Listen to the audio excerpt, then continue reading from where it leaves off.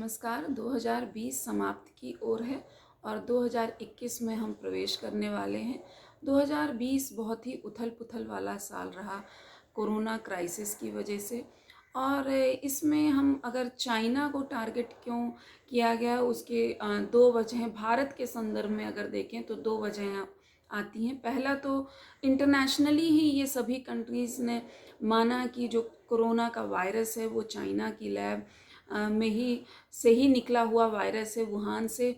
और साथ ही दूसरा मुद्दा ये है कि जो चाइना है उसने ऐसे कोविड काल की परिस्थिति में भी भारत की बाउंड्रीज़ में इंट्रूड करने की, अंदर घुसने की कोशिश की।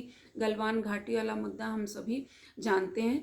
तो ऐसे में गवर्नमेंट ने कुछ स्टेप्स लिए कि एक मुहिम गवर्नमेंट से रिलेटेड ऑर्गेनाइजेशंस ने भी चलाई कि हम स्वावलंबी बने और हम बैन करेंगे, जो चाइना के गुड्स हैं उनको हम यूज़ नहीं करेंगे। साथ ही आत्मनिर्भर भारत का जो आह्वान था वो मई में ही हमारे प्राइम मिनिस्टर दे चुके थे।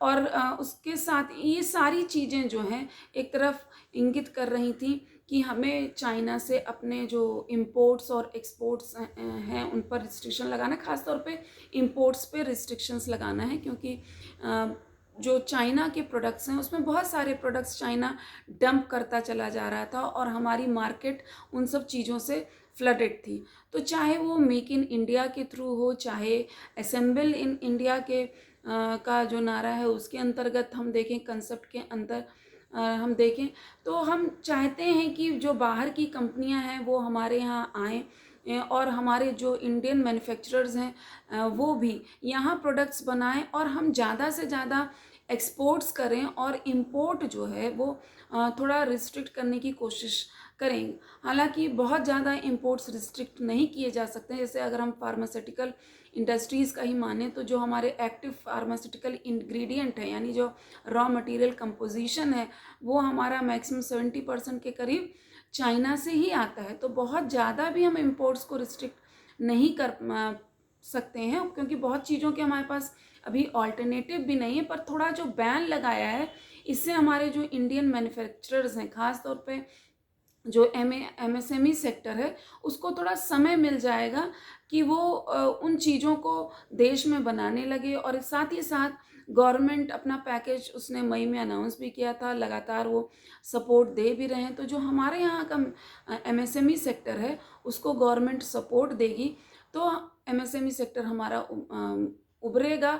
और हम जानते हैं कि एमएसएमई सेक्टर सबसे ज़्यादा एम्प्लॉयमेंट देने वाला सेक्टर है, और जो स्टार्टअप्स वगैरह हैं वो और ज़्यादा प्रमोट होंगे, इनोवेशंस जो हैं और ज़्यादा प्रमोट होंगे जब यहाँ की इंडस्ट्रीज़ को हम बल देंगे।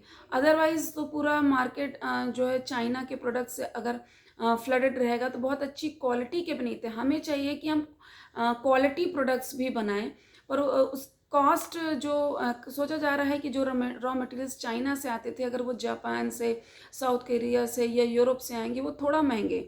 पर इसके लिए गवर्नमेंट अगर थोड़ा सा सपोर्ट कर देगी तो इस चीज़ से भी, परिस्थिति से हम उबर आएंगे। हाँ, कंज्यूमर्स को थोड़ा सा अपने आप को कहिए, अपनी इच्छाओं को कंट्रोल में उन्होंने रखा कि रिप्लेस किया, कि जो प्रोडक्ट्स वो चाइना से बन के आते थे उनको रिप्लेस किया। और मुझे लगता है कि देश हित में इतना करना ही चाहिए, और इतना स्वाभिमान तो हर देश के नागरिक में होना चाहिए कि अगर कोई हमारा हम पर अटैक कर रहा है, हमारी देश की अखंडता को धूमिल करने की कोशिश कर रहा है और इस तरीके की क्राइसिस क्रिएट कर रहा है, तो हम एक झटके में नहीं कर सकते हैं।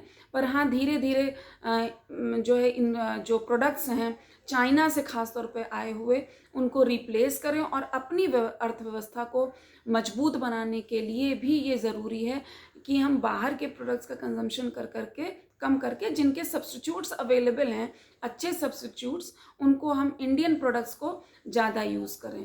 धन्यवाद।